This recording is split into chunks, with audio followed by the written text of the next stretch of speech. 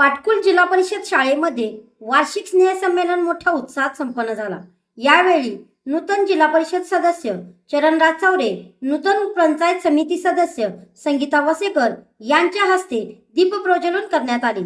यावेळी उपस्थित पाटकुल ग्रामस्थ, तंटामुक्ती अध्यक्ष महावीर भोसले, वीरसेन देशमुख, समाधान यादव, उपसरपंच गणेश नामदे तसेच ग्रामपंचायत सदस्य, त्याचबरोबर व्यावसायिक प्रकाश सातपुते तसेच शाळेचे मुख्याध्यापक वसेकर सर, सर्व प्राध्यापक वर्ग, शिक्षण समिती अध्यक्ष काटे, त्याचबरोबर पाटकुलचे ग्रामस्थ सातपुते, भोसले, वसेकर, चौधरी व इतर सर्व मान्यवरांचा सत्कार करण्यात आला।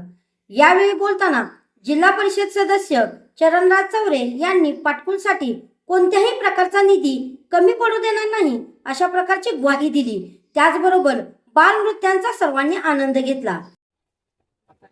2026 स्नेह संमेलनाच्या कार्यक्रमानिमित्त प्रथमतः मी शाळेच्या मुख्याध्यापक असतील, सर्व शिक्षक असतील, तसेच अध्यक्ष, उपाध्यक्ष तसेच सदस्यांचा मी आभार मानतो की या ठिकाणी मला बोलवलं, माझा सन्मान केला, त्याबद्दल सर्वांचा आभार मानतो, पाटकुलकरांचा आभार मानतो। खरं तर मी पाटकुलकरांच्या कृपेने व इतर केळपे गटातील काही गावांच्या कृपेने या ठिकाणी जिल्हा परिषद मध्ये जाण्याचा एक शेतकऱ्याच्या पोराला या ठिकाणी संधी तुमच्या रूपाने प्राप्त झाली, त्याबद्दल देखील या कार्यक्रमाच्या माध्यमातून मी तुमच्या सर्वांचा आभार मानतो। खरं तर या पाटकुलच्या शाळेसाठी काही वाडी वस्तीच्या शाळा असतील किंवा आपली गावातील शाळा असेल, या ठिकाणी कुठल्याही प्रकारचा निधी या ठिकाणी कमी पडू देणार नाही असा शब्द या ठिकाणी मी या कार्यक्रमाच्या निमित्ताने देतो।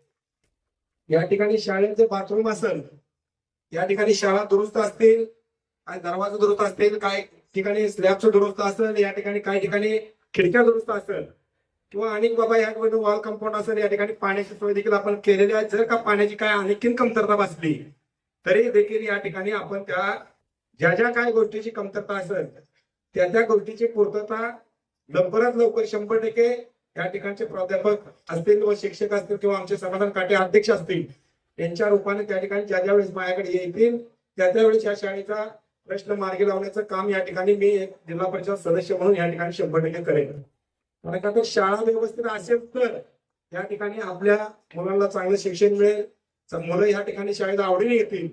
अशा पद्धतीने चांगली एक स्वच्छ शाळा, सुंदर शाळा या ठिकाणी बनवण्यासाठी आपण 100% पूर्ण फुलाची पाकळी म्हणून त्या ठिकाणी माझं सहकार्य 100% असणार आहे।